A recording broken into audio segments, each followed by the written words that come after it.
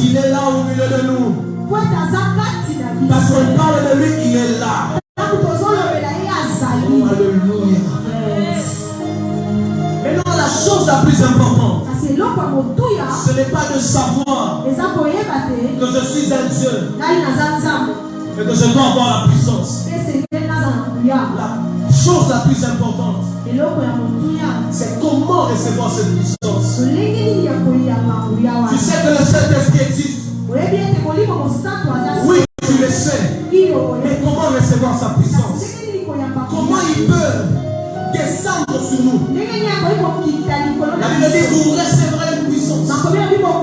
Le Saint-Esprit survenant sur vous. Et vous serez mes témoins. Je prie par la puissance de Dieu que tu vas recevoir ce matin. Que tu puisses être témoin de Jésus dans ta famille. Je dis que tu sois témoin de Jésus dans ta famille. Partout tu passes, que tu laisses des traces de sorte à ce que les hommes disent. Ça, ce n'est pas un homme, c'est un Dieu.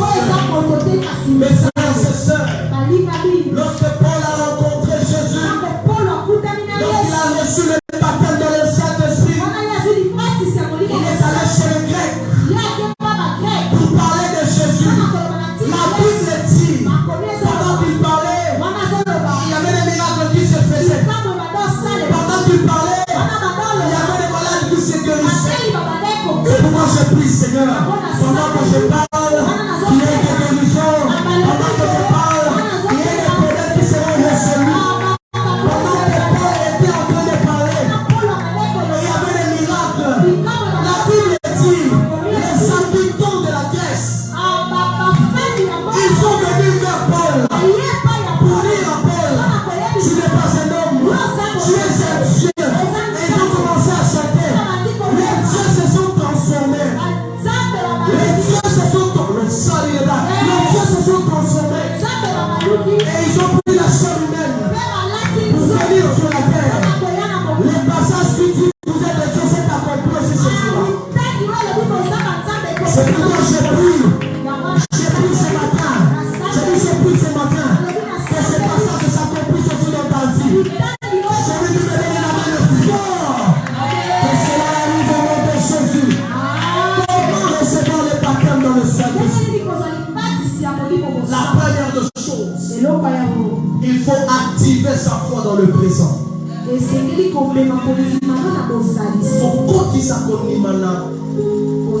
Voilà. Activer sa foi dans le présent. Pourquoi je parle d'activer la foi dans le présent? Mes frères et sœurs, on nous a beaucoup appris. Jésus est capable d'agir. Jésus est capable de faire. Mais demain, dans le futur, Jésus est capable d'agir. Mais ça sera demain. Jésus est capable de te donner telle chose. Mais demain, non. La Bible dit, Jésus dit d'ailleurs même, hier, aujourd'hui et demain, c'est l'avenir. C'est lui qui a donné hier, est capable de donner aujourd'hui et maintenant. Matthieu chapitre 9, le verset 19 à 22. Ici on nous parle de l'histoire, j'aime la foi de cette femme. La femme de perte de sang. La Bible dit ceci, que cette femme, elle a vu beaucoup de personnes se réunir autour de Jésus. Plusieurs personnes étaient autour de Jésus. Certains les touchaient. Mais Jésus avait une direction. La direction de Jésus était chez la fille de Jairus. Et il savait là où il allait. Mais la Bible dit, cette femme est sortie de nulle part. Elle a regardé Jésus. Elle s'est dit en elle-même, si je touche, je serai guéri.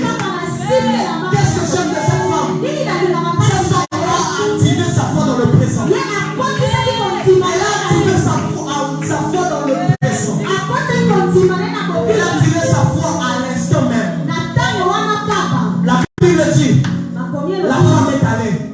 Elle s'est faufilée. Elle a fourni un sacrifice. Elle s'est faufilée.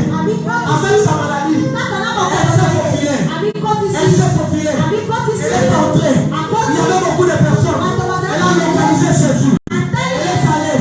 Elle a touché le corps de sa robe. La Bible dit, au même instant, elle est guéri? Qu'est-ce qui a guéri la femme? Ce n'est pas le pompe de robe de Jésus. Parce que Jésus, sa robe était puissante. Il y avait des gens qui étaient autour de lui. Certains avaient des problèmes. Mais pourquoi il n'avait pas de solution? Il était question de la foi. Activer sa foi dans le présent. Quand il se touche